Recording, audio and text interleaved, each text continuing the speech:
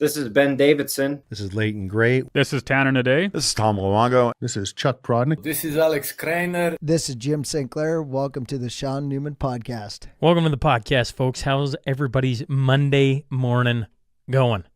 On this side, pretty good. We got some big news. We're going to continue to unroll things on the Cornerstone Forum as it slowly goes along here. As we close in on May 10th, we still got plenty of time, but we got another new speaker to announce. We'll get to that in a second. Precious metals can be thought of as the ultimate insurance policy against economic uncertainty and government incompetence. Here in Canada, we got a lot of government incompetence. If you missed the mashup on Friday, you would have heard about the other Randy. Yes, the incompetence there just keeps on going. And with deficit spending and fiscal irresponsibility unlikely to end anytime soon, at least here in Canada, now is the time to protect a portion of your hard-earned savings with a form of money that has been recognized for thousands of years. Yes, I'm talking silver and gold. I'm talking silver, gold, bull. They are my go-to for precious metals, whether they're with their complete in-house solutions, whether buying, selling, storing, or adding precious metals to your retirement accounts. They have a new feature exclusively for you that allows you to buy Royal Canadian Mint silver coins for the same price as a generic silver round. All you got to do is text or email Grahame down the show notes. Yes, just scroll on down the show notes, folks, and text or email Grahame for all the details. CalRock, your trusted partner in surplus oil field equipment, leading supplier of new, used, and reconditioned oil field production equipment here in Canada. But that's not all. Tank fabrication, new and refurbished fluid storage tanks, trucking, pump jacks, and demolition for all your oil field needs. CalRock.ca. The team over at Windsor Plywood, they are the builders of the podcast studio table. They got a giant facelift going on right now. It'll be exciting to see when that's all done. When you're looking for character wood, yeah, a piece that's really going to stick out. We're talking mantles, decks, windows, doors, sheds, podcast studio tables. When it comes to looking for character wood, look no further than Windsor Plywood. Tell them I sent you here in Lloydminster. Cornerstone Forum 2025 is heading to Calgary at the Windsport May 10th. You already knew that. We got Tom Luongo, Alex Kreiner, Chuck Prodnick, Kaylin Ford, and joining them, Matt Ehret. By popular demand, I might add. There was several people texting, talking to me about it, and wanting to have Matt Ehret a part of that conversation. And so Matt Ehret is going to be the latest to join in with that group. Just confirmed this week. If you'd been on Substack, you would have saw that last night. And no worries, this year we're going to be over the 6 speakers. We're going to have, this year I got some interesting things cooked up. And so Matt Ehret is just the latest to join an increasing lineup. He's going to be coming in from Eastern Canada. That's going to be a lot of fun. So Tom Luongo, Alex Kreiner, Chuck Prodnick, Kaylin Ford, Matt Ehret, a solid Canadian lineup here. I mean, obviously Tom and Alex coming in from afar. There will be more, believe you me. We got guest hosts Chris Sims of the Canadian Taxpayers Federation and Tom Bodrovics from Palisade Gold Radio. Early bird tickets are on right now, and they're going to be on until the end of the year. Somebody was asking me, when are they going off? Well, you're going to get them cheap all the way till January 1. January 1, the ticket prices are going up, so get your tickets right now. We're also going to be here in the next week, maybe 2, adding in where you can buy the table with Tom Luongo, Alex Kreiner, Chuck Prodnick, Kaylin Ford, and Matt Ehret. You get the point, and that's going to be a lot of fun. If you're not signed up for Substack, I don't know what you're doing. Substack is every Sunday night, week in review. That's going to get you at least a snapshot of the past week and give you an idea of what all the guests or podcasts are about. I know that's been helping out a ton of people. It's been, as I said, therapeutic, I think, on this end. It's been a lot of fun to kind of walk back through the episodes, see where we're at. This week is going to be, this week's going to be a little bit crazy, which is a ton of fun for all of you tuning in, I hope. And yeah, anyways, Substack, going back to it, free to subscribe to, 1 email a week for the most part. Sunday nights, 5 p.m., we give you the week in review, and we announce new things going on with the Cornerstone Forum, which you just got to hear now. Matt Ehret he's been a longtime podcast guest. He was requested for the first one in April. He is going to make an appearance in May of 2025, so that is the latest to get it added to the itinerary, to the guest list. I don't know, to the lineup. All right, that's what I got for you. The dueling pianos here in Lloydminster, here's an update, is sold out. So that has been, it took a while, some people dragging their feet, but finally it is all locked up. So thank you to all who are going to be in attendance to the dueling pianos. I think it's going to be a fun couple of nights. Looking forward to that. All right, let's get on to that tale of the tape.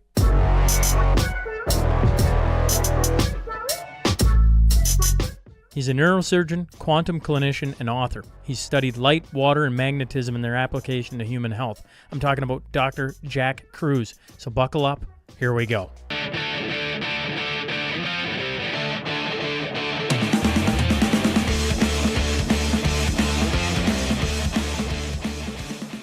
Welcome to the Shaun Newman Podcast. Today I'm joined by Dr. Jack Kruse. So, sir, thanks for hopping on.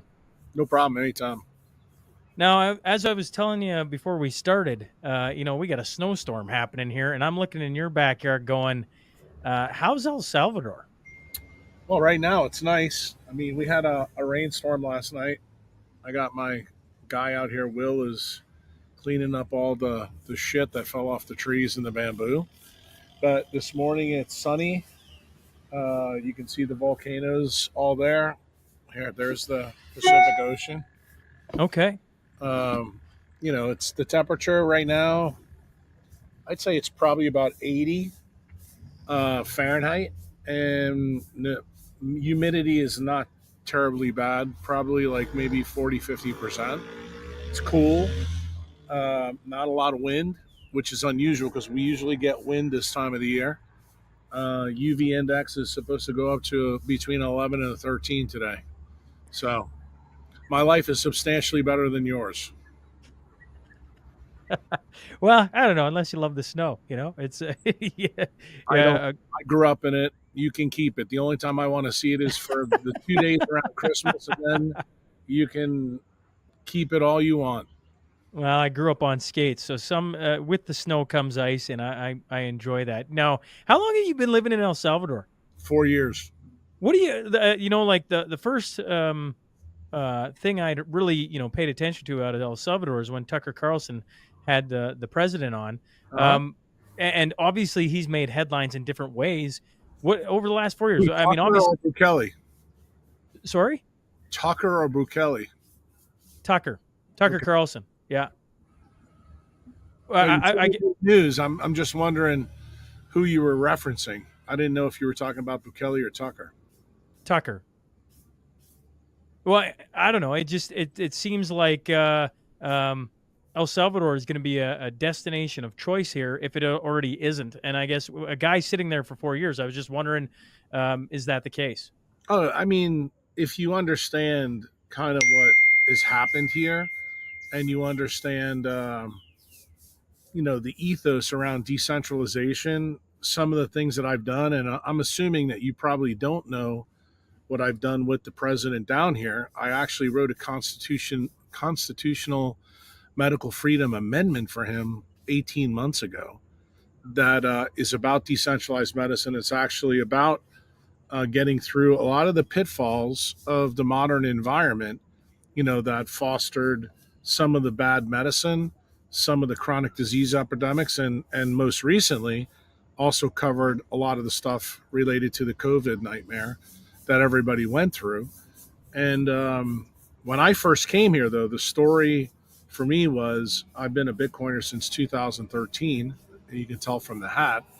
And I had heard rumblings through my network that Bukele was getting very close to making another constitutional amendment to make Bitcoin legal tender with a young buck out of Chicago named Jack Mallers. And I came down here with, I believe it was 6 or 7 of my members, and we did a VIP event here where we stayed right in El Zonte, which is known as Bitcoin Beach. And we started to, talk about, economic sovereignty, freedom, what Bitcoin meant. In fact, one of the guys that I hired to be a chef for them that whole 2 weeks, he now works for me full time here. He didn't know anything about Bitcoin. He also came, dressed with the chef hat and the whole thing. And I told him, take all your clothes off, come outside with us, and start learning about decentralized finance and decentralized health. So that's how it started. And literally at the end of the 2 weeks, Bukele announces the law that Bitcoin's legal tender.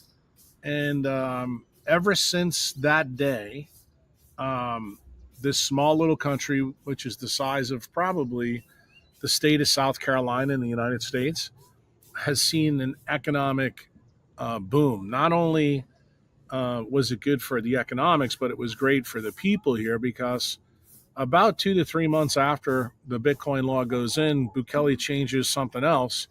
He uses part of their constitution called the exception regime, and he basically puts all the bad hombres in jail, cleans up the country. At that time when I came down here, and most people I don't think know this, but El Zante was a den for the MS-13 gang. Even though Bitcoin Beach, was famous before all of this because they were the first, community that was using Bitcoin to transact completely with.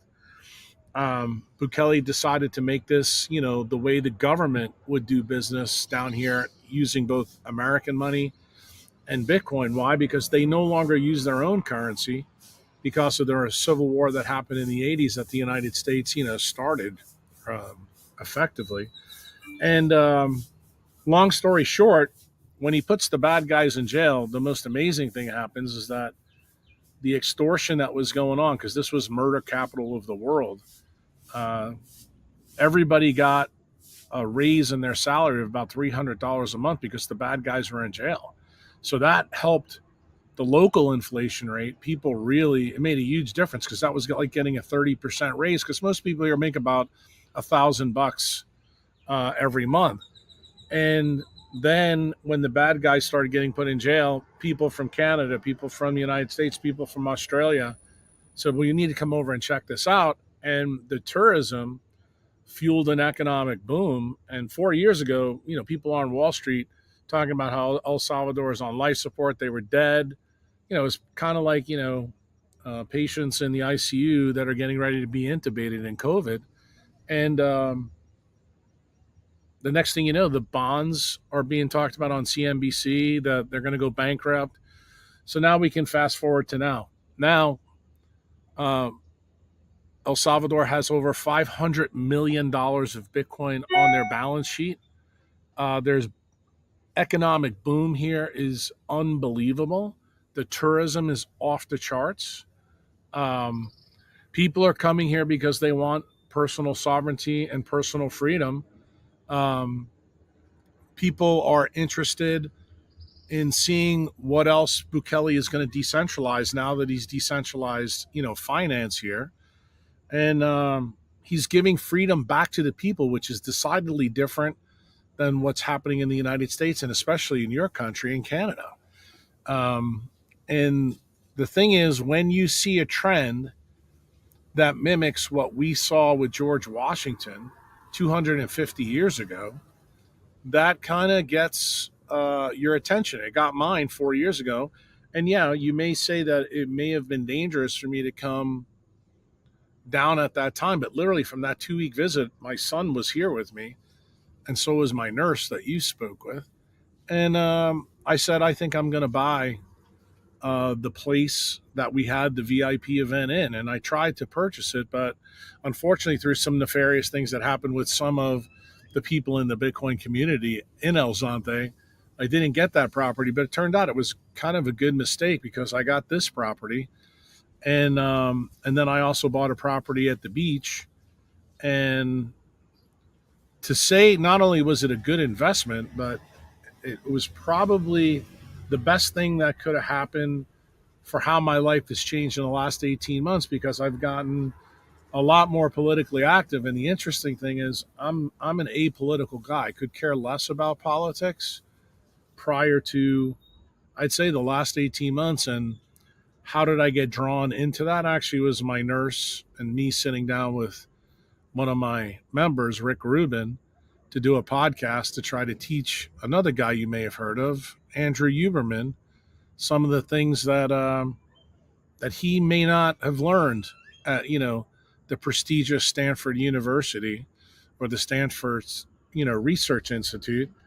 And obviously that story is deep. Rick knows a lot of different parts of that story, but he didn't even know, some of the stuff that I was going to unleash, over the last 18 months. And basically what I've been doing for 18 months is telling people what I told Bukele in his basement when he asked me to write the constitutional amendment: how health and wealth are fundamentally linked, how politics has played a role, how the industrial military complex in the United States caused we the people to get sick, and that was globalized through our military, through our policy.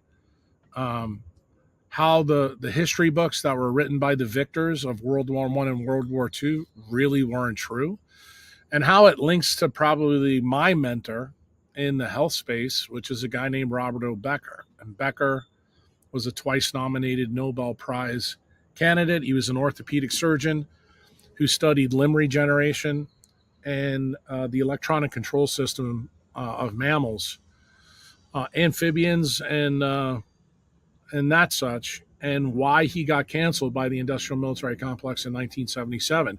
Turns out many of the stories that link both decentralized health also link to some of the political nightmares that have happened in the United States, starting with probably the Titanic, the USS Liberty, the JFK assassination, 9/11, and COVID.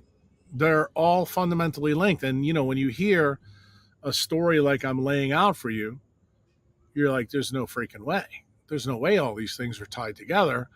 But where I got very, very political is when Rick had me back on his podcast to sit down with Bobby Kennedy. At the time, I was doing another member event on Ocean Crossing Cruise, and Rick called me up and said, Bobby Kennedy can talk to you tomorrow. And I was in Paris at the time. I had to get on a plane and fly all the way to Malibu to do that podcast with Bobby. And why was it so important for me to get off a cruise ship when I had paying customers on there and turn it over to my staff for, a 2-week jaunt? Well, it turned out something Bobby needed to know, and something the world needed to know, was uncovered about the COVID operation. And what it was the Qatar event that happened in 1951 through 1957, where SV40 was found in the original polio vaccines. Turned out that a researcher named Kevin McKiernan found the same problem showed up in the Pfizer jabs. So we have an 80-year span where the biggest medical mistake ever made now recapitulates in something that's happening now. So I realized immediately right away that these two stories were linked, that I had to sit down and talk to Bobby. Why? Because it turns out Bobby was involved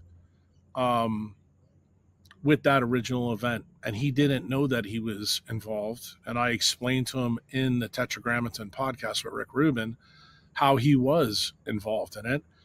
And I had to do something with him during that visit to make sure that he knew that I knew something that I could not possibly know unless there was a bigger story that he was interested in. Most of your followers probably know about Bobby's book that he wrote about, Fauci and COVID.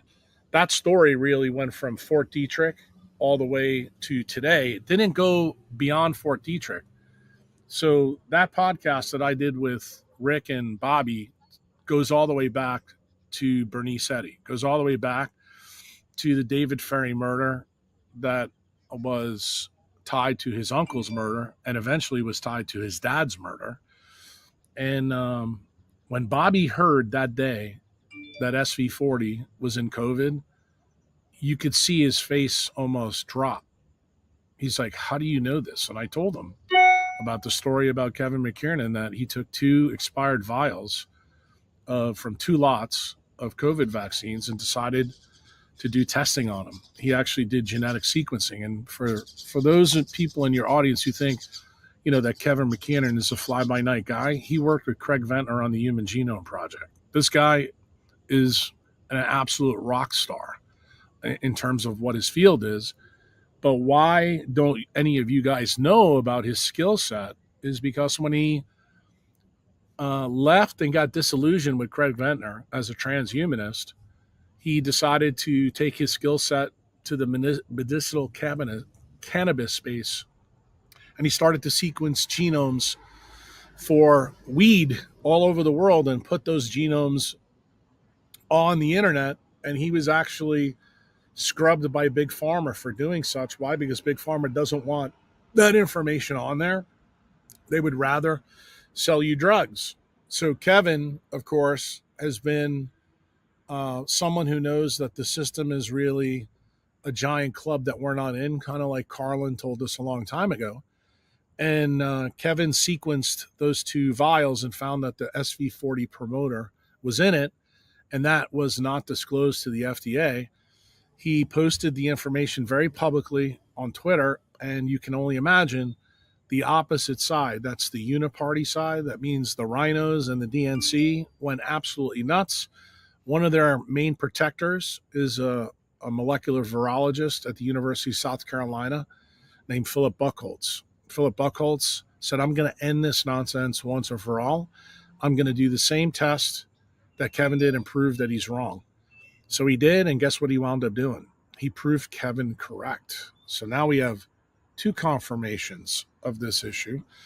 And then Buchholz, to his credit, did something really impressive. He went to the South Carolina Senate very quickly and told them the truth that, hey, we have a big problem and that these vaccines need to be pulled off the market until we can study this. Why?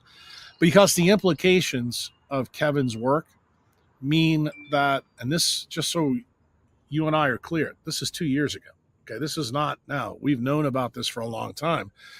But the aftermarket data shows this very unusual pulse where people are getting cancers, and they're different type of cancers than you'd expect. They're cancers that show up in people who have no risk factors for cancer, and they tend to get stage 3 and stage 4 cancers, meaning these are very virulent cancers.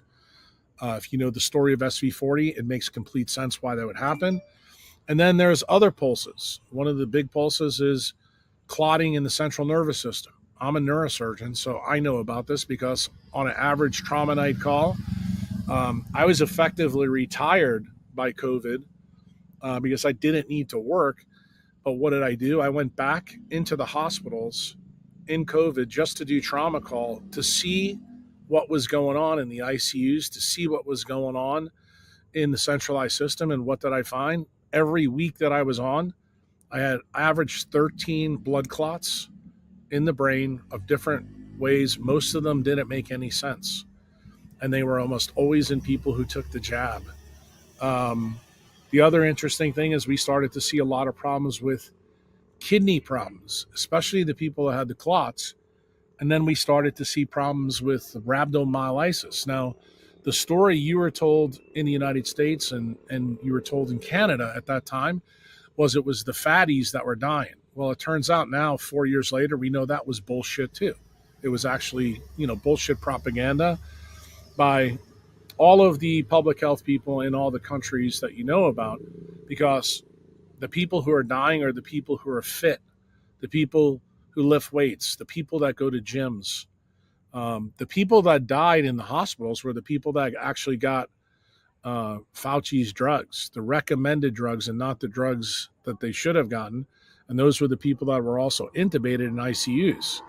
So in 2020, 2021, 2022, 2023, and 2024, I was in those emergency rooms. I was in those ICUs, and I was seeing people drop and how they dropped.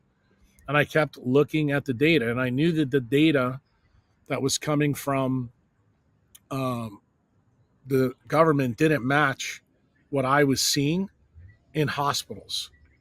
And when everything clicked for me was when Kevin did his study 2 years ago and found what he found. And I said, now I have an explanation to meet the observations that I was making, in the hospital.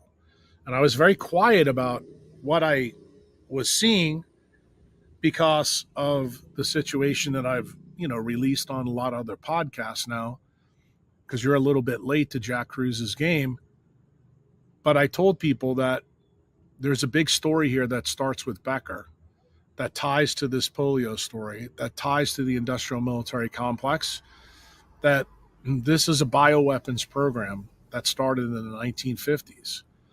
And the only way to explain how SV40 could show up in the first round of the polio stuff with the Salk vaccine and in Fauci's vaccines, here in 2020, there's no explanation at all that makes any scientific sense. And I explained when I spoke to Kevin McKiernan that the reason that McKiernan and Buchholz didn't know about this is because all the things that were done in the first bioweapons program that occurred on Magazine Street in New Orleans with Salk vaccine was all done covertly by the industrial military complex to try to fix the problem. They tried for a long time, almost 8 or 9 years, to remove SV40 from the Salk vaccines, and they found out that they couldn't do it. And then they found out something really interesting. The modus operandi they used to remove it was the same idea that cancer doctors have with cancer patients, to use radiation. And it turns out when you radiate SV40, it gets more virulent. It makes cancers that actually become deadly literally in a couple of rounds of radiation.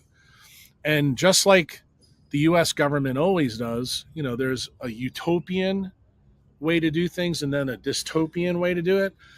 This process, the doctor they put in charge of all this was a guy named Dr. Alton Ochsner. And Ochsner hired the two best experts, one in viral etiologies to cancer. Her name is Dr. Mary Stewart. And her classmate was Dr. Mary Sherman, who was the expert in bone cancer in the world. And these people both trained at the University of Chicago, where the Fermi National Institute is, and they were experts in radiation. And then magically, in the place that I did my residency, which is where all this went down, a LINAC, a linear accelerator, shows up to the U.S. Public Health Hospital. And what they do, they tried to take Salk's vaccine, put it into nocturnal mammals, mice and rats, to try to eradicate it. Instead, they realized they made an incredible bioweapon. The project is close to the end in 59. So what happens? There's a Cuban crisis. Castro takes over, and the military decides, well, if we can make this really nasty virus, we can put it in tobacco and maybe we can get into a cigar and give it to Castro and kill him and take him out. Why? Because if you remember anything about your history at the time, Senator Joe McCarthy from Wisconsin was on an an anti-communist kick. And that was going through all through the 50s. Who was the people that work with Joe McCarthy initially? Most people have forgotten their history, but it turns out it was Roy Cohn, a lawyer who had dual passport status with Israel and the United States, and then a guy you may have heard of, Robert Kennedy Sr. That's Robert Kennedy Jr.'s dad. He was working with McCarthy and with Roy Cohn at this time. And it turns out that McCarthy, Ochsner, most of the oil families, specifically Clint Murchison, who owned the Dallas Cowboys at the time, H.L. Hunt, who owned the Kansas City Chiefs, and the Bush family, which I think you know about their links to both Halliburton, Dick Cheney, and all those. They formed this unholy alliance with these anti-communist people, and the government came up with the idea to try to take out Castro. Who is germane in that? Well, this is where the story gets really crazy, because a lot of people don't know about this history because it's not been put in history books. The bioweapons lab that was covert was headed by Ochsner. You had the other two doctors I mentioned, but who was the key principals of the lab? The key principals of the lab were David Ferry, who was a disgraced airline pilot from Eastern Airlines that used to run CIA missions back and forth between Cuba. This is even before the Bay of Pigs. And he happened to train a guy that you may have heard of, Lee Harvey Oswald. Oswald was part of this bioweapons lab, and at the time, he was a member of the CIA. In fact, he was going to be the person to deliver the SV40 cigar to Castro, which explains the reason why he was sent to Russia by the CIA to try to fool Castro, to let him in closer to him, because, as most of you know, Castro is a communist and so are Russians. Therefore, the CIA was going to use a spy to deliver the bioweapon. And he was really big into helping create the bioweapon. And then they had this young little 18-year-old who was basically the lab technician who was promised by Oshner that if she went along with everything that they were doing, that she would be given a spot at Tulane Medical School so she could become a doctor. Her name was Judith Ferry Baker. How do we know most of the history that I'm telling you? Is because she documented it in an autobiography about this time in her life. She's the only person still alive today who knows about all these different pieces and parts. I'm probably the second person. Why? Because obviously I was not present in any of those times, but all of these things went down in the place where I did my neurosurgery residency. And it turns out when I got to Oshner as a neurosurgery resident, I asked one simple question. How in the hell do we have $100 million LINAC in a small community hospital in New Orleans? I mean, it just didn't make sense to me. And at the time, Oshner has become a behemoth medical center now.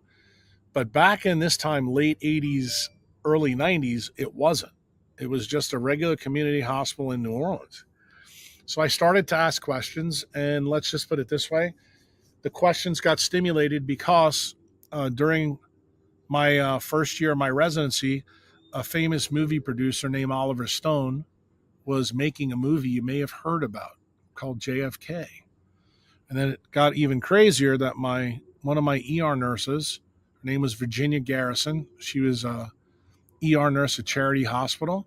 Her dad was Jim Garrison, the prosecutor of Clay Shaw in the JFK trial. And she was the person that actually told me, Jack, you're getting ready to go to spend 2 years at Oshner in your neurosurgery residency. You may want to be really careful with the people that you're going to be dealing with over there. And, she filled me in on a lot of the different things that, you probably have heard me talk about now for the last 18 months. And when I get to Oshner, of course, me being a New Yorker, and I'm very curious, I decide to go straight to the source. I go to Dr. Oshner's son. His name is John Oshner. He was a very famous cardiovascular surgeon who trained under DeBakey, who started all the heart programs in Texas. And this all started with Tulane Medical School with a guy named Rudolph Matas. Oshner took over for Matas. And it turns out all these doctors that were at Tulane all were FBI informants, and they were all CIA informants in the 20s, 30s, 40s, and 50s. And since you're a Canadian, I don't expect you to know a lot of the history of Louisiana, but Louisiana has had a lot of crooked politicians in it, starting with a guy named UEP Long, who used to be the governor. He was probably the most famous politician, but his son became a senator in the United States. And we have another guy in the House of Representatives named Hale Boggs, where a lot of the federal buildings in New Orleans to this day are named after him. It turns out the reason why these guys are important is these are the two guys that controlled the military budget and the CIA budget at the time. So I finally figured out from John Oshner that Hale Boggs gave his father a Hill Burton grant in the 1950s to get this LINAC, and the LINAC was installed at the U.S. Public Health Hospital. That's not where it was when I was in my residency, but the U.S. Public Health Hospital was located across the street from Children's Hospital, where I do my pediatric neurosurgery rotations. So when I was a resident, I used to see these buildings across the street, and there was one big building that had this, 15-foot wall. It looked like, they were trying to keep people out. And I always asked questions when I was there. And when I found out that the LINAC in the basement of Oshner came from that building, I couldn't get any answers from any of the people that I was doing my residency with. So what did I do? I was a little bit wiser than most people. I went to talk to the janitors of the building. Those are the guys that clean up. And I asked questions about what was going on. He says, yeah, that building is not 3 stories above. It goes 3 stories under the ground. I said, really? And the building at the time I did my residency was decommissioned. You couldn't get into it. Okay. They wouldn't let us into it. And, but the janitor, I used to talk to all the time because he cleaned the neurosurgery clinics. He also cleaned a lot of the places that I had done my rotation around, and I was very interested in because of what I had learned from John Oshner. And John Oshner is the one that told me that his father injected 2 of his grandchildren in front of the medical staff with the Salk vaccine. This occurred in 1951, and the boy died of polio 7 days later. The granddaughter got polio as well, but she didn't die. She just got it in one of her extremities. And this story was very, very famous in Oshner circles. This was one of the stories that Virginia Garrison had told me about. And when I talked to John Oshner about it, I wanted confirmation from him. He gave me the confirmation. And then he told me, by the way, if you want to find out a lot about this information, you can go down to our medical school library, which was in Oshner, and pull up the microfiche. And when I was down there, then I heard something else from the librarian that really stunned me. She goes, yeah, if you want to find out more about this, if you go to Tulane Neurology and Tulane Neurosurgery in the basement of Charity Hospital, which is where I did my residency, she goes, there's a lot more information about this whole story. So I, of course, on my time off, go to the basement there, and there was amazing archives. For those of you who don't know, Charity Hospital was the oldest hospital in North America, opened in 1753. It was operational all the way to Hurricane Katrina in 2005. It probably had the best medical records of any hospital in the United States. The problem is they weren't very well organized. Why? Because this was a public free hospital. We called it charity because anybody who went there got free care. And when I went down to the basement, the ladies who already knew me from medical charts, I asked them where I could find some of this information. They directed me to this big dark room, and I started going through boxes of things. And that's where I found a lot of papers that linked to MK Ultra. And I was stunned by that because I knew a little bit about MK Ultra because of the Church Commission when I was growing up as a young boy. And that's where we found out that Walter Cronkite and Dan Rather were CIA operatives.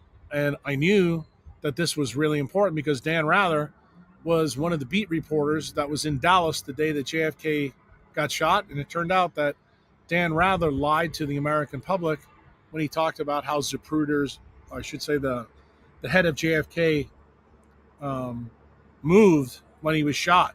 Turned out what he said on TV was exactly opposite of what the autopsy showed, and also exactly opposite of what was on the Zapruder film. So I started to get really interested. And when I kept going down there for 2 or 3, 4 weeks, the ladies in Charity Hospital directed me then to Tulane Neurology and Tulane Neurosurgery. So I go to Tulane Neurology and Neurosurgery, and there I find the mother lode of a lot of the stuff that was linked to MK Ultra. And the reason why this is a big deal for you to hear, you may not know that the director of the CIA named Richard Helms destroyed all of the MK Ultra files in Washington, D.C. in 1973. Why? Because he knew that Senator Church, who was from Kentucky, was going to open this commission called the Church Commission. Church Commission is where we found out some of the nefarious things that were done around JFK, some of the nefarious things that were done around MK Ultra. But the big one that the United States population found out is that there was 400 people in media that were bought and paid for by the CIA, basically to run a giant psyops on the American people to make sure that the truth never came out. So here I am now, 89. What year is that? 80, 88, 89, 90, and 91. So we know 30 plus years ago, 400 plus media people in the United States, let alone anywhere else, were already bought and paid for. Well, no, actually, we knew that in 1976 and 77 because that's when the Church Commission happened in the United States. Yes. Okay, so we go even further back then. Yeah, it goes further back. And then here's the crazy part. The United States Congress, upon hearing all this, realized that they have to open up another inquiry into the JFK assassinations because of these links made. And unfortunately, I would like to tell you that they were good things to look back into the tragedy, but it wasn't. Why? Because these things have been hidden in the JFK archives to this very day. In fact, the last time Trump was a president, he said he was going to release them. And he did. But when he didn't, when he read them and found out what the links were, this kind of stunned him. And I think I know the reason why. Because the links are tied to another giant psyops, kind of like I told you before, that the Titanic and JFK were probably two psyops related to the same problem, which was the bankers in the United States and the Federal Reserve.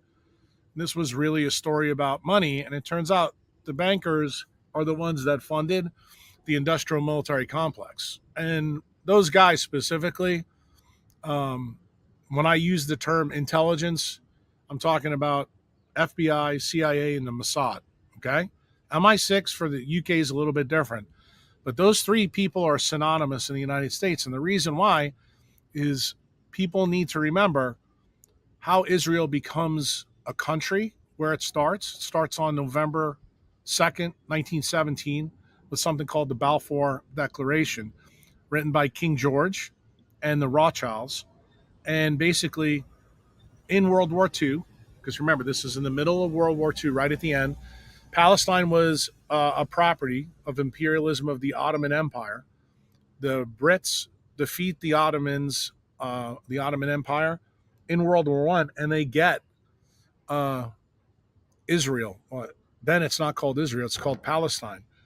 And the Rothschild bankers at the time in Europe decide that they would like to make a homeland for the Jews. So they convinced King George that this would be a really good idea to basically repopulate Palestine with the Jews, so that way they have their own homeland. And at the time, 97% of the people in 1917 are Christian or Muslim, only 3% are Jewish. Turns out a lot of the Jews don't really want to live in the desert. That's really what's not in your history books. So it turns out the Rothschilds and King George come up with a plan after World War II, and that plan is called the Transfer Agreement. When Hitler takes power, and he was propped up, just so everyone's clear, by the royal family and by the Rothschilds, he was not brought to power on his own devices. He was propped up by those people, because what effectively did Britain want? They wanted to reclaim their alloidial title back to both Russia and the United States. So the Treaty of Versailles was written to make sure another war would happen. But the interesting part starts, because most of you know that the United States doesn't get involved in the war until 1941. But in 1933, this transfer agreement is made between the popes and the royal family to repopulate Palestine. And basically, Hitler was told to take all the Jews in Germany, take all their wealth, and then resettle them in Palestine. That was the original agreement. And most people don't have any clue that this history is out there and it's discoverable. It's called the Havara Agreement. There's books written actually by Jewish people about this. And if you understand anything about this story, basically, here you have Jewish people selling out Jewish people. That's what it looks like. And it turns out this is why there's a classification I think in modern politics between Jews and Zionists. They're not the same. The Zionists are the people that wanted to create the Jewish state. Predominantly, that's the Rockefeller family in the United States, the Rothschilds in the UK, and the British royal family. The fourth silent partner in all this is the Roman Catholic Church, specifically the papacy. Why is the papacy involved in this? Because they were promised in this transfer agreement that they would get control of Jerusalem. Not the rest of the country, but they would be able to maintain control of that. And it turned out the papacy and the royal family are both banked by the Rothschild and Rothschild family. That was the main link.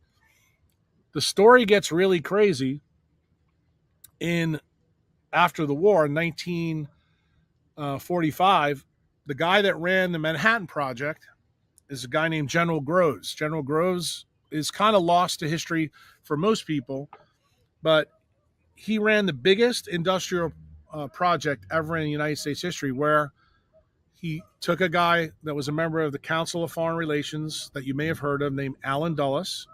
He sent Allen Dulles into Europe to poach all the Jewish physicists to create the atomic bomb in the Manhattan Project. And he basically repopulated them all in the desert. Why did he repopulate them in the desert?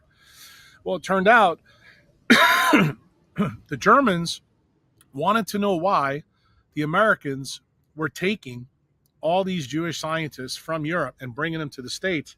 So they were sending U-boats over to New York Harbor and letting spies come out.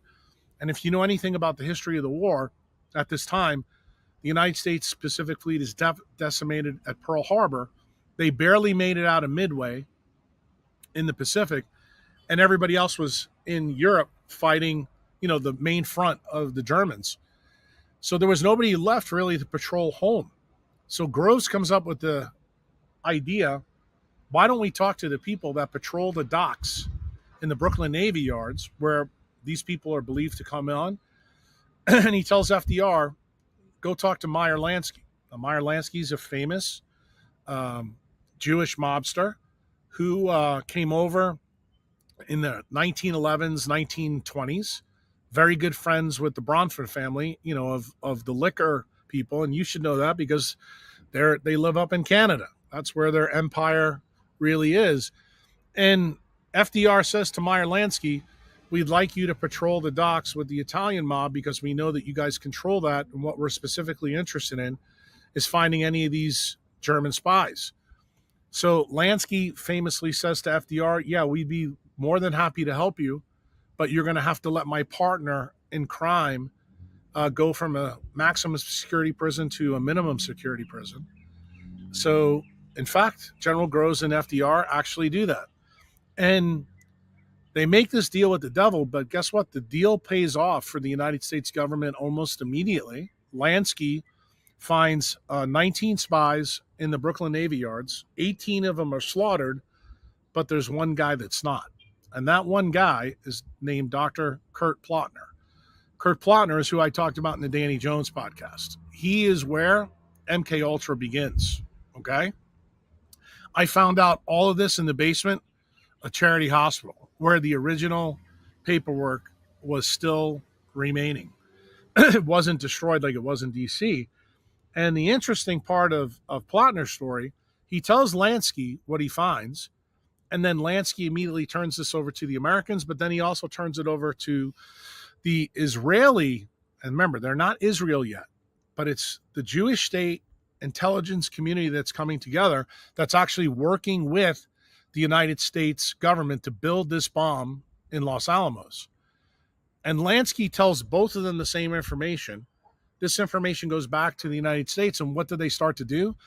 They start to look into some of the things that Plotkin told them. And the three key things that Plotkin told them is that Hitler was using chemicals from A.G. Farben to make the Jews more docile so that they were easy to control in the concentration camps, and also to do experiments on them. The interesting thing that I read, there was no evidence that I saw that this was being used to put them to death.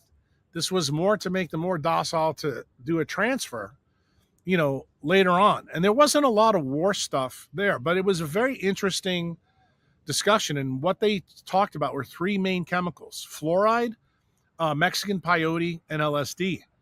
Those were three of the things that MK Ultra actually studied. And what happened there?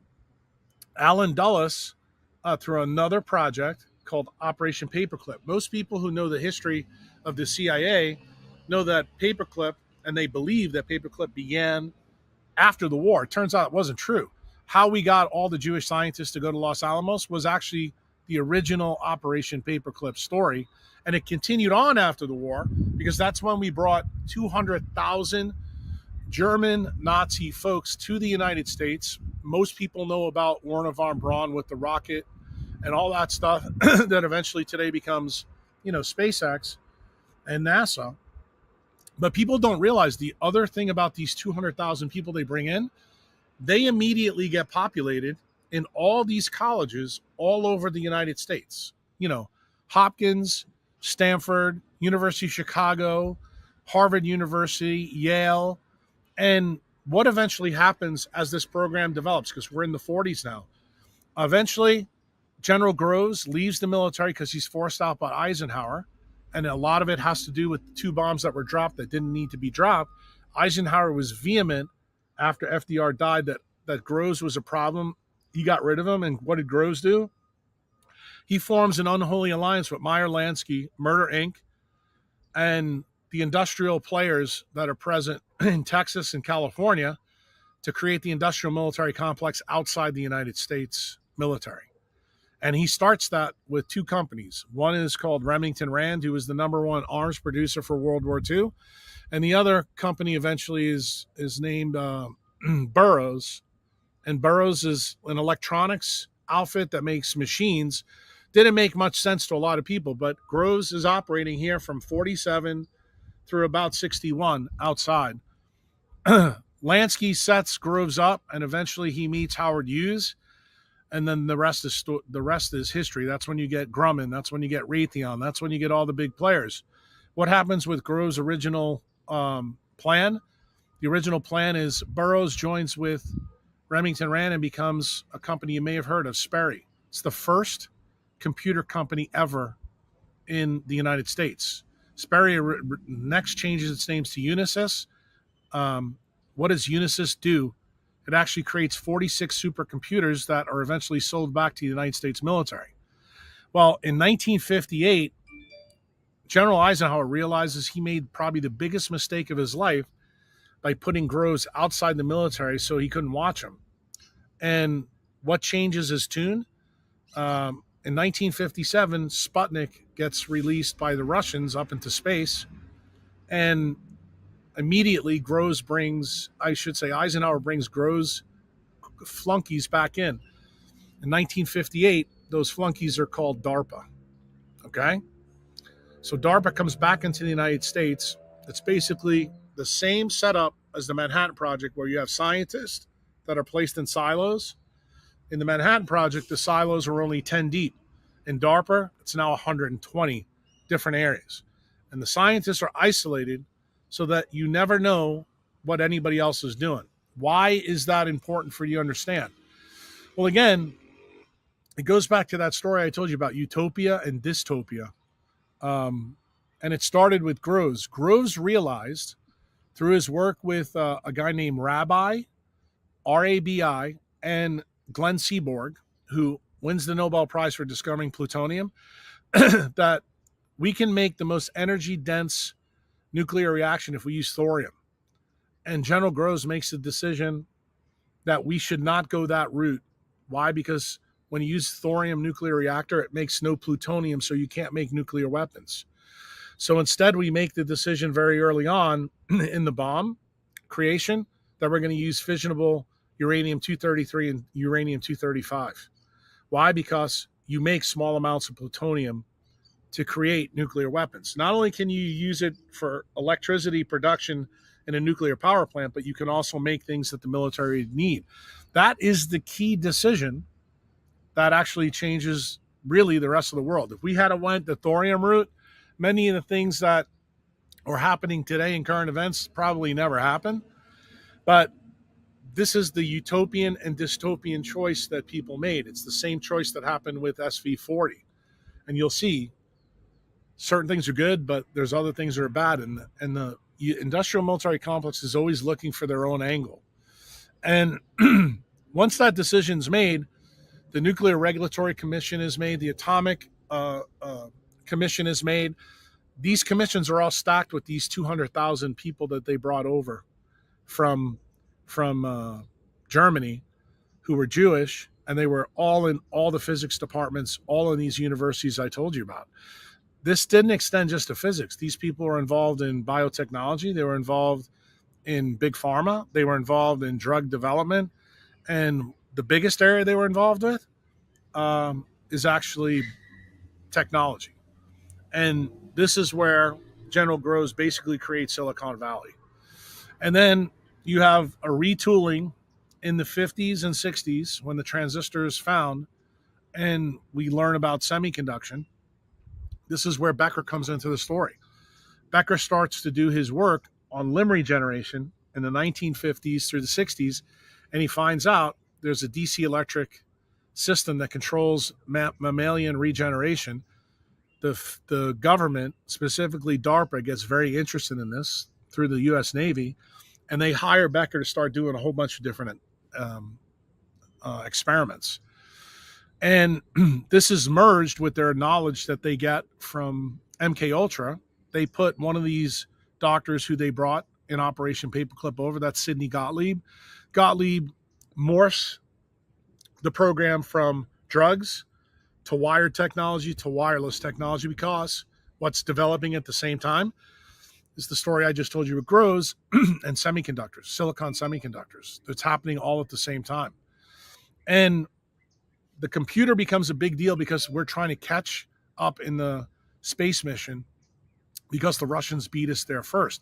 Because what did the Russians do? They focused more on the technology than we did. Most of that stuff that was being done outside the military would have been stuff that led us to space. But Eisenhower was much more interested in conventional kinetic warfare. And that's the reason why Grose was looked at as superfluous. So the convergence of events happens during the Cuban Revolution. And then we get the Cuban Missile Crisis, where, again, it's Russia and the United States. Kennedy's now the president. And the industrial military complex, which is now brought back into the country in about 4 years with DARPA, the military brass, specifically the Joint Chiefs of Staff, believe that Kennedy made a catastrophic mistake by not giving them air cover for the Bay of Pigs. And immediately he goes from being somebody who they trusted to somebody who they didn't. And this is why I like to remind people that if you listen to Eisenhower's farewell speech, which is delivered in January of 1961, he tells the American population something that seemingly comes out of the blue.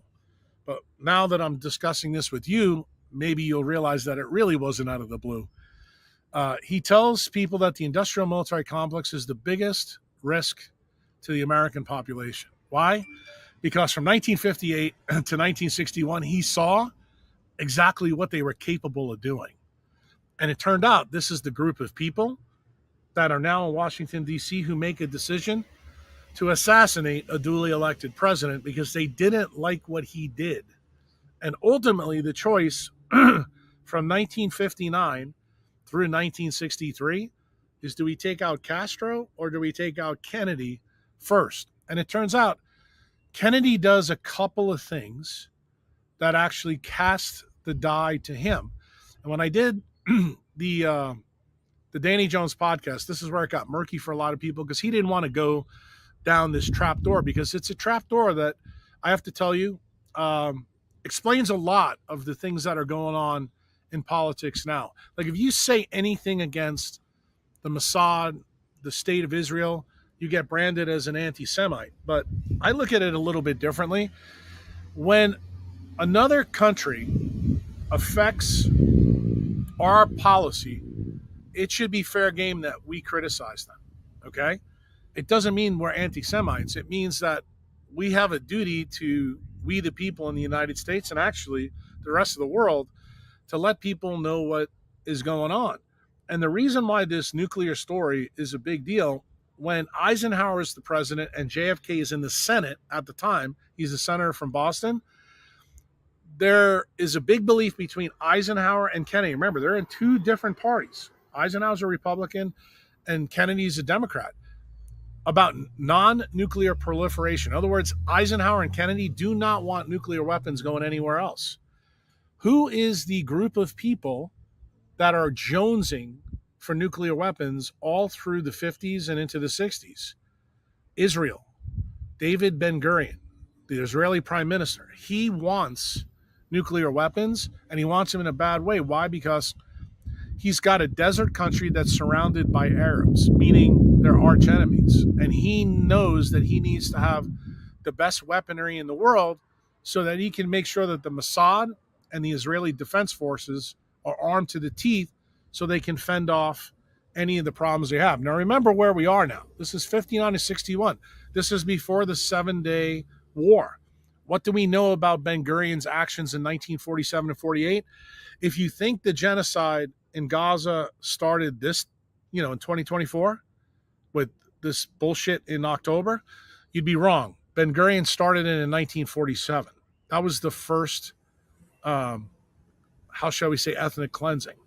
It became state policy of Israel to go even further than the Balfour Declaration went. The Balfour Declaration was written so Christians, Muslims, and Jews could all live in harmony in Palestine. Well, that changed when Israel formed.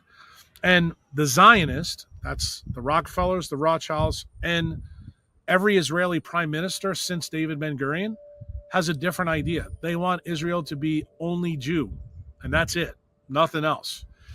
And that's where the first cleansing begins in 47. So from 47 to 62, you have David Ben-Gurion meeting with Eisenhower and JFK, vehemently making the case that Israel needs a nuclear weapons program.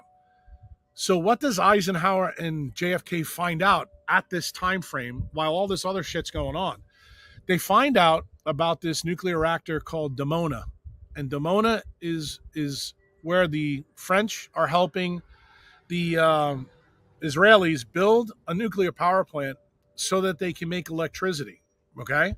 But it turns out they don't make the decision to go the thorium way. They make the same decision the United States military does and goes, we are going to use uranium-233 and 235. Then something really crazy happens at the end of Eisenhower's presidency. It turns out that David Ben-Gurion secured deuterium-laden water, which is heavy water, which you would need for a high-pressure nuclear reactor. And he reiterates to Eisenhower again, and eventually to Kennedy in 60, 61, and 62, that they're only interested in making electricity. Well, Kennedy, when he comes president, mandates to Ben-Gurion that we need to go in and send our weapons inspector in and make sure that you are not enriching uranium to get plutonium to make a nuclear weapon. Okay? That becomes the single biggest reason why Kennedy is killed. Okay? Because Ben-Gurion fights against him tremendously. And then magically, when a letter is sent from Kennedy to Ben-Gurion, that letter never gets read by Ben-Gurion because Ben-Gurion gets up and quits. Someone else comes in, and Ben-Gurion then starts to work with the people in the Jewish mafia, the people in the Italian mafia, and the people in the CIA and FBI who General Grose creates. 1947, when General Grose is forced out, he actually hand selects the group of people that will make the CIA. It's buried in one of Truman's first bills that are out, called the National Security Act of 47. It doesn't become operational until 48 because General Grose made a clerical error on purpose. So the CIA technically doesn't form till 48. Why does he do that?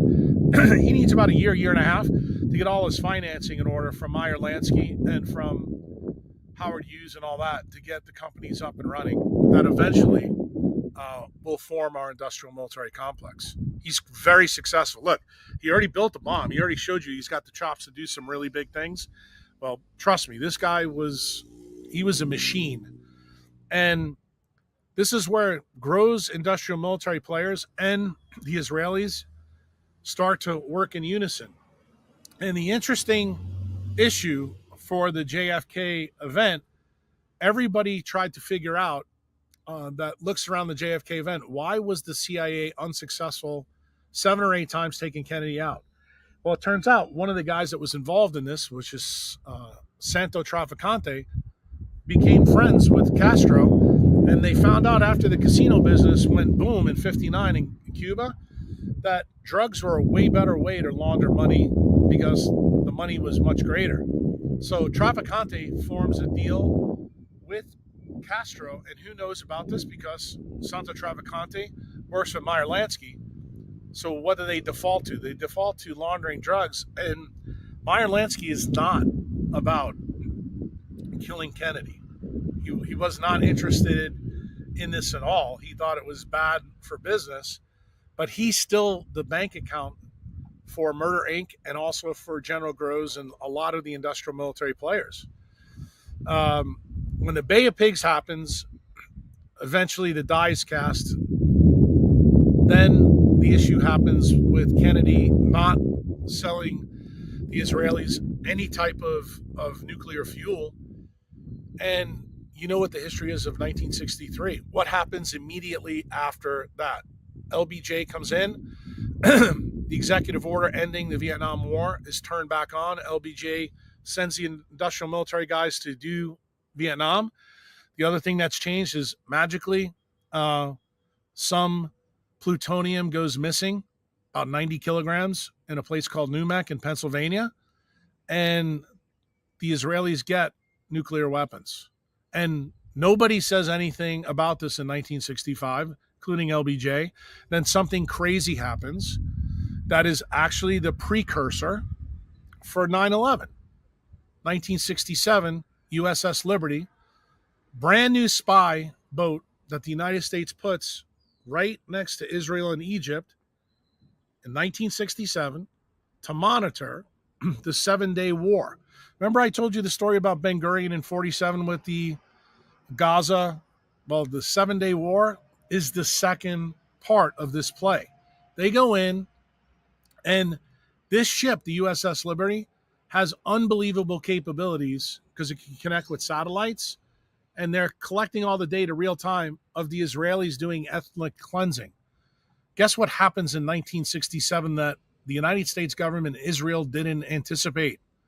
Remember I told you the Russians beat us to space first? They intercept all the intelligence that's on the USS Liberty. So what magically happens in 1967? Israeli fighter pilots are given the clearance to destroy the USS Liberty in the Mediterranean. It's taken out. Thousands of soldiers are killed on this boat, American soldiers. To this day, 6 decades later, that has never been explained by the USS military. In fact, LBJ cancels the inquiry into it and accepts Israel's excuse that it was mistaken identity. The eyewitnesses at that time know that this story is full of shit.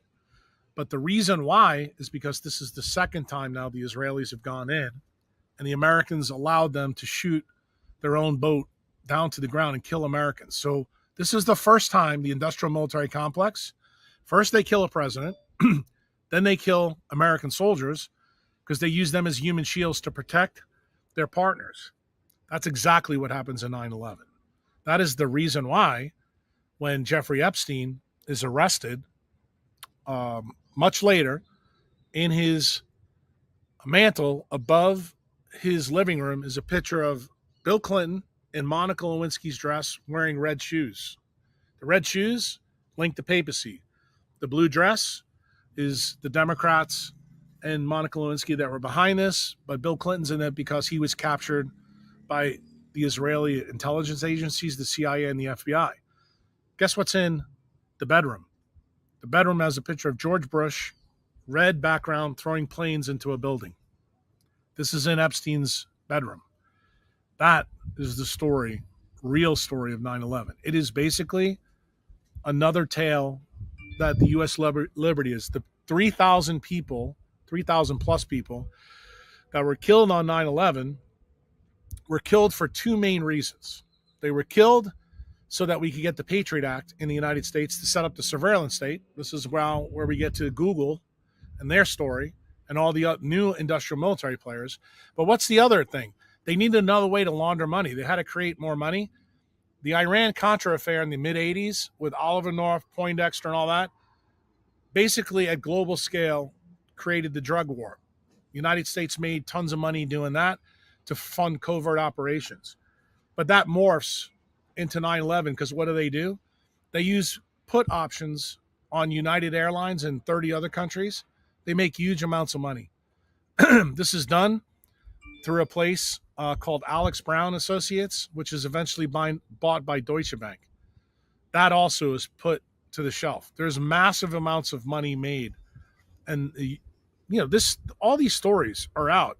But the problem is nobody's linking all these stories together. And it sounds kind of hard for you to realize that this story is built in and around the industrial military complex. But basically, these people that are running this shadow government, very similar to what I told you about Bukele's El Salvador, that was the gangs.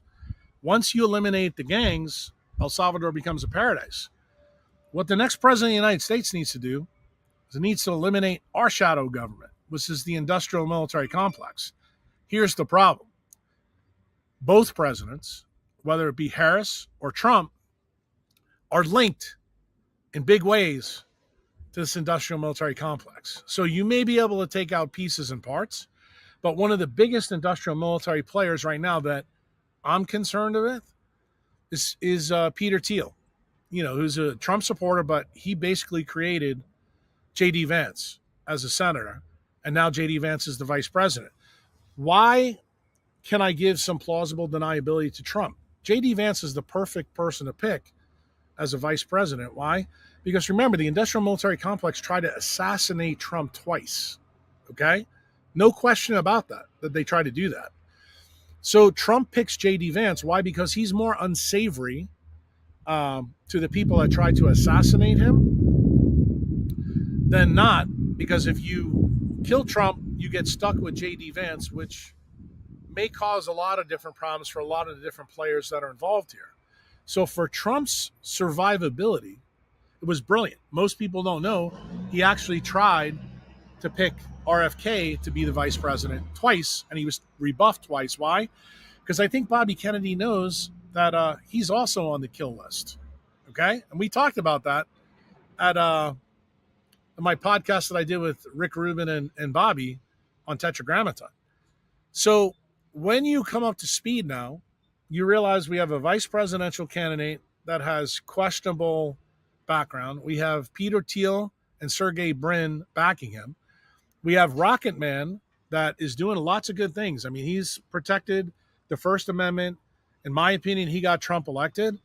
But I look at Elon Musk like I look at the story of COVID and SV40 and also the bomb decision between thorium and fissionable uranium, because I think I know what Elon Musk's Neuralink and his rockets are going to be used for. Surveillance above. And what are the industrial military players on the ground that are in Silicon Valley looking to do? Use the bioweapons that they're perfecting in COVID to basically use nanobot technology to put into those down the road so that they can put the chips in us so that we absorb and emit so we can be controlled above. And, here's the part of the story I haven't told anybody, my friend. Why do I think I'm right about this? I'm not giving you anything I don't have receipts for. You may remember a guy named Charles Lieber, who was at Harvard University, who was arrested about 5 or 6 years ago. And he is the United States expert in nanobot technology. He's based at Harvard. The United States Department of Justice arrested this guy. Do you know why? He was selling a lot of his information to the Chinese. Guess why? Where was COVID built? In the Wuhan lab. A lot of this information that Lieber had about nanobot technology was going to be used in the coronavirus program that was started by Fauci and Daszak from North Carolina. So guess what? The COVID jabs that were released are not the, how shall we say, the full Monty. Why? Because they decided to unleash the COVID thing to neutralize Trump the first go around. Because Trump, while he does have big time links to a lot of the Israeli connections, he's still a loose cannon for them. He's a loose cannon for them because the last part of their program right here, they don't want the really Bitcoin. They'd rather have a CBDC. Why? Because they need money that they can rehypothecate so they can run their forever wars. Remember, that's a story that I've told you over and over and over again that started with General Groves. You have to have cheap money that you can corrupt in order to run these programs that the Mossad does, the CIA does, the FBI. But I don't want you to think that the military is not involved in this. The military in the United States is extremely corrupt, especially the upper echelons. Why? Because they believe that they really run the country. And I have to be honest with you, in my opinion, they kind of do. Because it doesn't matter who you vote for, because we have a uniparty in the United States. You know, they're both the same. The only difference is the shit sandwich that you get from each side, because both of them have warts. The key is we just voted on November 5th for the one with the less warts, because Kamala is probably more like the people in China and North Korea. Trump is more like the Rothschilds and Rockefellers, but I don't think Trump realizes how nefarious some of these people are. He does know that his best friend, his former best friend that was taken out, JFK Jr., that's the reason why Trump didn't release any of the information in and around JFK. Now, he says this time he's going to do it. That's great rhetoric, but I need to see the action. And, you know, ideation without execution leads to deletion of every good idea. He gave us plausible deniability in Trump 1.0. In my opinion, day one, what Trump needs to do is he needs to free Russ Ulbricht. He needs to free all the J6 guys that were put in jail for no fucking reason. And then he also needs to release the JFK tapes so that we learn once and for all that this was doing. I think the United States is filled with a bunch of people that can handle that our own government was tied to this. Because what we need to do, I don't believe the United States gets better until we're told the truth about that event. Why? Because it turns out every executive since that time has been corrupt. We know that since the Warren Commission, the entire Congress is corrupt, with the exception of one guy, probably two guys, both from the same state. And ironically, this links back to the Church Commission, Kentucky. We have Rand Paul, a senator, and we have Thomas Massie, a Republican. Both of these guys are not really big fans of AIPAC, which is another thing that I didn't tell you about the JFK story. JFK wanted to make AIPAC register as a foreign agent. And that was another spur in the ass of David Ben-Gurion that he didn't like. So that tells you that anybody who goes against the intelligence or military basically gets taken care of with acute lead toxicity. And you just saw that Trump got shot at twice. So while many people may listen to the story that I'm unleashing to you here, may think, well, Trump is more of the same. No, I actually think there's some redeeming qualities to Trump. I truly do believe that. I do believe he knows now the ties of the people that got him to New York real estate, the people that got him into politics, the people who he's been friends with his whole life. I think he knows that they have a nefarious side. The one thing I do think that Trump has deep, he's a patriot. He really cares about the United States. But I'm very concerned about the money side of things with Trump. That I will tell you. I do not like Susie Wiles as a pick. I also do not like Howard Lutnick, because his story goes back to the story I told you about 9/11. He magically took his son to school on 9/11 while the rest of the people in Cantor Fitzgerald got killed. Okay? I've always been interested to know what his activities, financial activities, were around that event. I've never trusted him or Silverstein. Silverstein was also a guy that put a lease on the World Trade Centers about 3 or 4 months before they went down. And he was paid off huge for the buildings being destroyed. And it turns out the person that helped him get his payoff, another guy tied to the same story in New York, Elliot Spitzer. And you know, Elliot Spitzer used to run the Southern District. That's the same district where Epstein is killed. It's the same district where Ghislaine Maxwell is right now. So you need to realize that the Southern District of New York, the state of New York, probably the most corrupt part of the United States. Second most corrupt part is Silicon Valley, because these two people are linked, big tech and money. That is really the true army of the industrial military complex now, because that's the story that I laid out for you in the Danny Jones podcast, where they're using blue light, RF, microwaves, in many ways to control us through our dopamine reward tracks in our frontal lobes. That's the story that began with Dr. Kurt Plotner, with Meyer Lansky, with General Grose, with Sidney Gottlieb. And when you begin to see all these bows tied together, then you begin to understand why these two cats show up about a year ago before the election, named Casey and Callie Means. These two people are supposed food gurus, but they're linked to Susie Wiles, who now is named the chief of staff.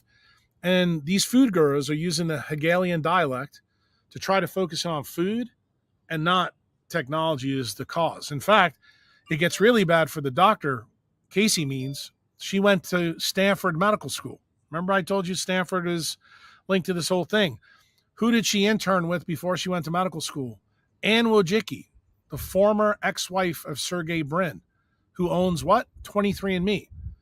23andMe is part of the targeting issue that works between wideband technology and this bioweapons program that will all be put together where? Offshore, because the Patriot Act does not allow us to do bioweapons research in the United States, which explains why Anthony Fauci was the highest paid person in the United States, because when he had to move Fort Detrick offshore, the industrial military complex players decided to pay him more than the president of the United States to basically take all the flack for that. And that's the reason why Fauci's been protected for as long as he's been protected. And Bobby has done a really good job of making that case in the book that he wrote about Fauci. The problem is you need to know the rest of this story that I'm giving you right now to see where all the pieces fit. It's kind of like the Tool song.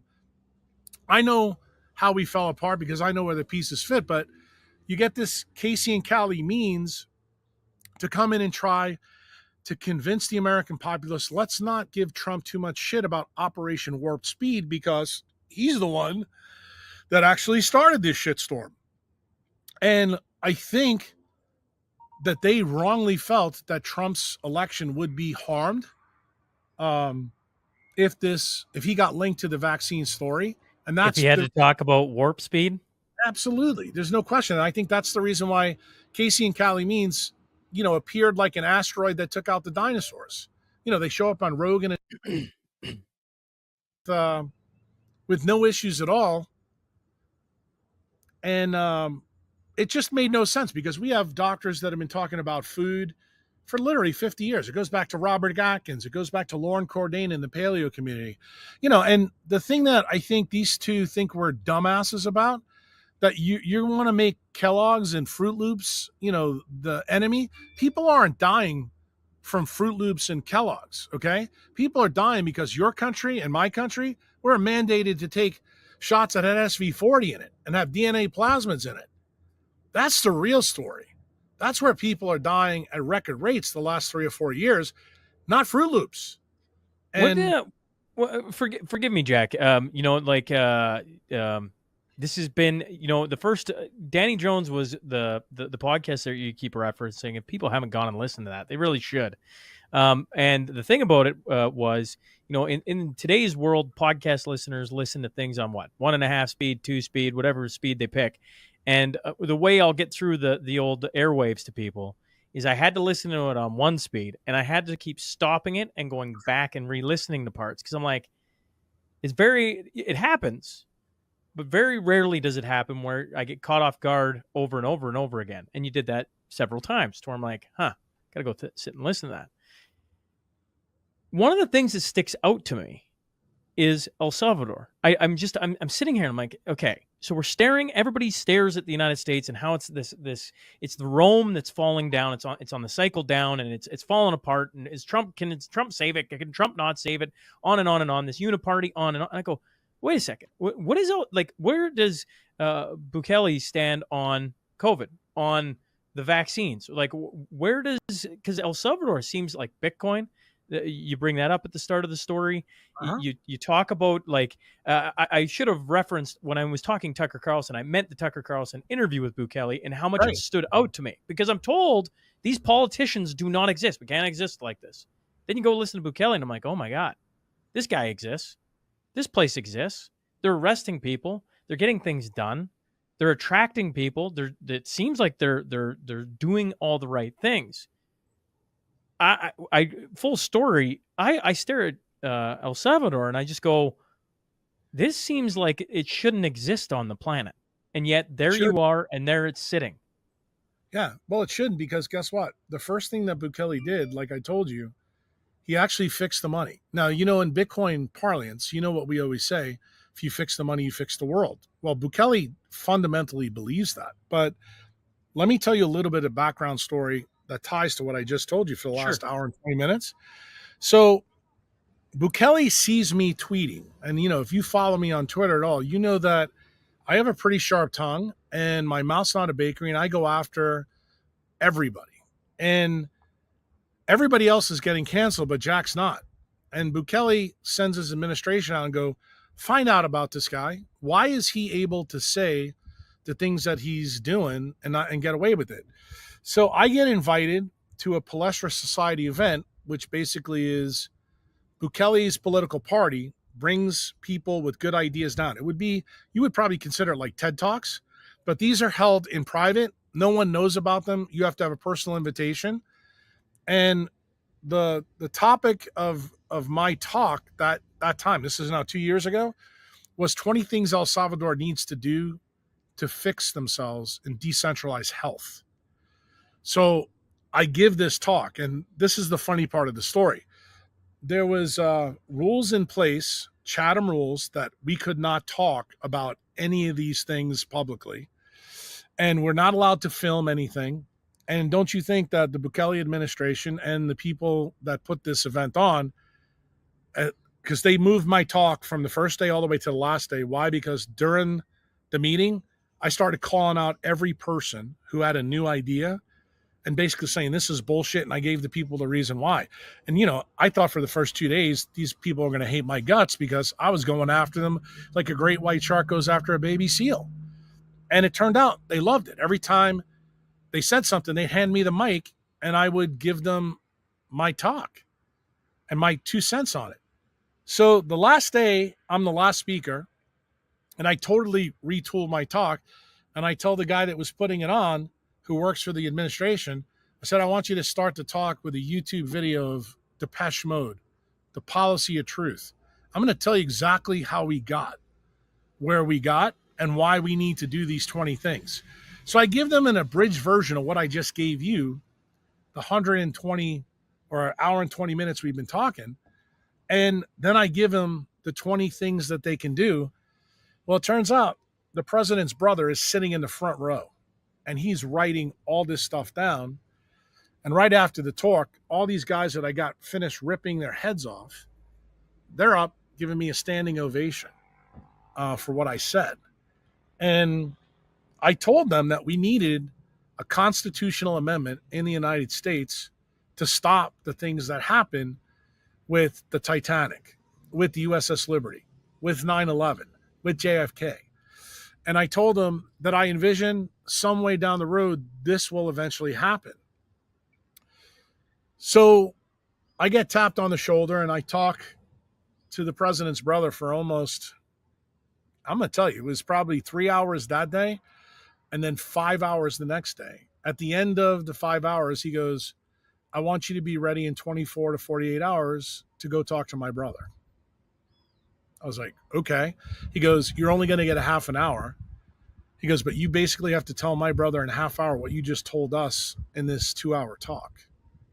I said, I got that. And I get tapped. They don't meet me publicly. I actually go to the president's house in his basement and basically tell him everything I told you. Then he casually tells me some of the things that happened to his country with the COVID jab. And he goes, the reason that we sought you out is because we followed everything that the WHO told us to do. Because, and he said to me, he goes, Jack, I'm not a doctor. He goes, I left it up to my health ministry. They told me this was the best advice, so I did it. He goes, within 2 months, we knew there was a problem. And he goes, and that's when I backed off. He goes, I started giving people little bags of all the shit you were talking about on Twitter. I started telling people, no, go outside. We're not going to lock you down. We didn't mandate foreigners to have injections to come in anymore because we realized that the policy was bad. So here you have a politician doing what Trudeau didn't do, what Biden didn't do, what nobody in Europe didn't do. But guess what? He didn't want to stick out like a sore thumb. So you never really heard about it, in the media where you are up at home. But he told me that's the reason they sought me out to come to El Salvador. He was stunned to find out I was already here. He didn't realize I was here because of Bitcoin. And so I wrote him the law. And the best part of the story is I wrote the law in one day and handed it to him. And I said, basically, this is the law that Benjamin Rush should have been allowed to put in the U.S. Constitution. And he told me, he goes, we have an election coming up. Once I get reelected, he goes, we're going to put this into our Congress and we're going to make this part of the law. So here's where the story gets really crazy. At the same time, I get a phone call from Nicole Shanahan, who becomes, Bobby's running mate. At this time, she's not in politics at all. She's the mother of Echo, a child with autism, who is the new wife of Sergey Brin. She just gets divorced from Brin over a lot of the stuff that we're talking about right now. And she says, I need your help. And I went nuclear on her, my friend. I mean, I was like, you and your ex-husband are the fucking reason why we have all these problems. I said, do you know that I have a member whose son is making a blue light blocking computer and that Sergey is blocking all of his opportunity to get money to make this computer to try to help people. It's like the anti-MK Ultra screen. And the guys that were behind it were A16Z. Now, I didn't tell you this, but do you know who funded Casey Means' startup? A16Z. Starting to make sense to you now why I got a big problem with these people. So I tell Nicole, if you've truly changed, because remember, she's a patent attorney. She knows where all the bodies are buried in Google. She knows that I know about the RF, the microwaves, the search algorithms, how it's been weaponized, how it ties into 9/11 and everything else. And she's like, look, I'm out of that scene now. I only care about my daughter. And she offers me at that time $100 million to start a decentralized research facility here in El Salvador.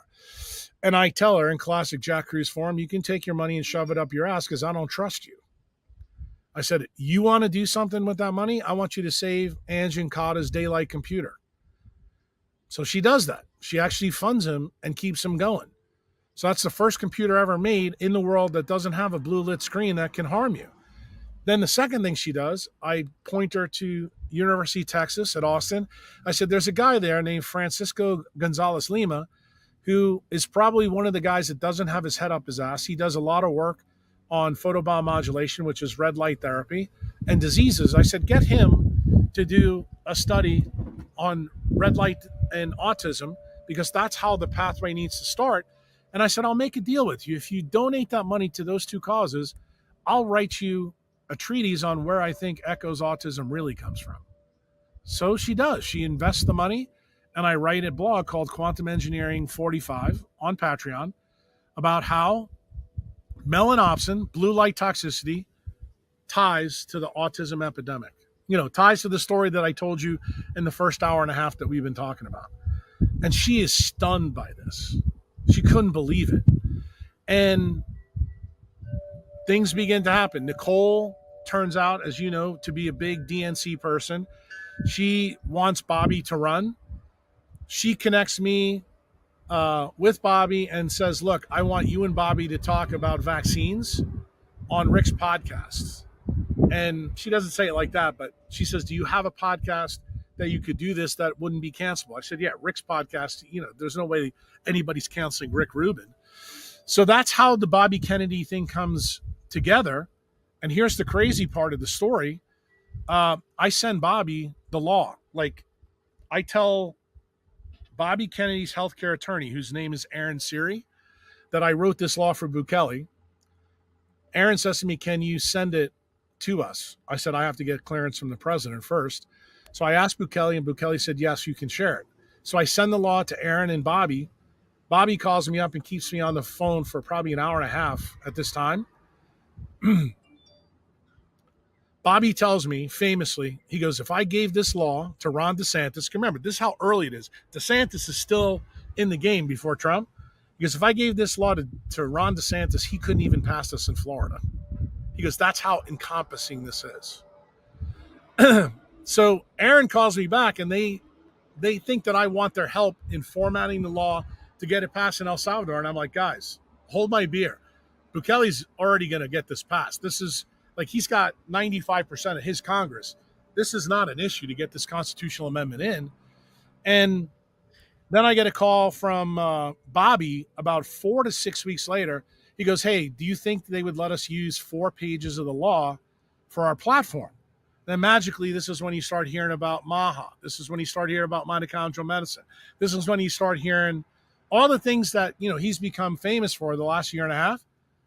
They come from this collaboration that we have. And I've told him from the beginning, I said, look, my bottom line is I want to see the world a better place. If you want to know why I got into this business, why I picked up the challenge with Becker, is because I think this guy was done wrong, you know, by being canceled because of the industrial military complex. And when I went to meet with him in 2007 before he died, he told me when he got canceled in 77 after going on 60 Minutes that he had 30 years to get rid of his bitter pill in his stomach about this. So he started sharing ideas on these industrial military players. So guess how Jack got a lot of these connections made? Through that meeting with Becker that I had in 2007. And then magically, 6 months later, I get a call from Nicole that she gets topped to be the vice president for Bobby. And I'm sitting there going, I think my life just got a little bit interesting. And then I started to realize that this was going to be the time that I had to go from apolitical to political, because this got dropped in my lap. And really, this was a story about Becker. This was a story about the industrial military complex, about all the different things that they have done to try to steal science and steal the American form of government away. And I had to make a decision. And, you know, if you go back and listen to the Rick Rubin podcast, the one I did with Huberman, the first one, Rick tells everybody on the podcast, he goes, yeah, Jack didn't answer me for 6 weeks when I asked him to do this. Now you probably understand the reason why. Is because I knew who Huberman was, and I knew his links to SRI. I knew who was funding him. I know why his podcast is famous. It's because all the people, the nefarious people I told you about through DARPA and the industrial military complex, are behind him. The architects of COVID, the architects of the Patriot Act. Those are the people that are behind him. And that's the reason why it gave me pause. And my nurse, Chantel, who you communicated with, she's the one that said, I think this is the time, Jack.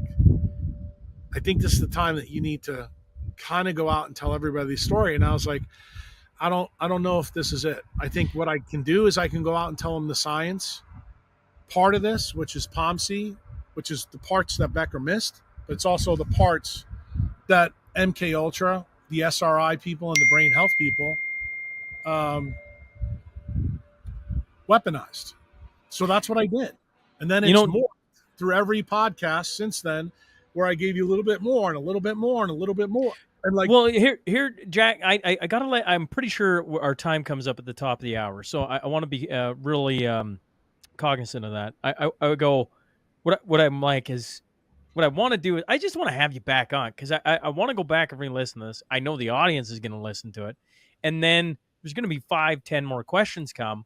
And what I'm realizing from you is if I point you in the right direction, I'm going to get deeper down any which hole we want to choose to dig on for that day. Assuming you're like, yeah, that'd be okay. I guess, I appreciate you coming on. I want to make sure that I get you out of here on time. And I want to just ask for more time on a different day, if that's agreeable to you.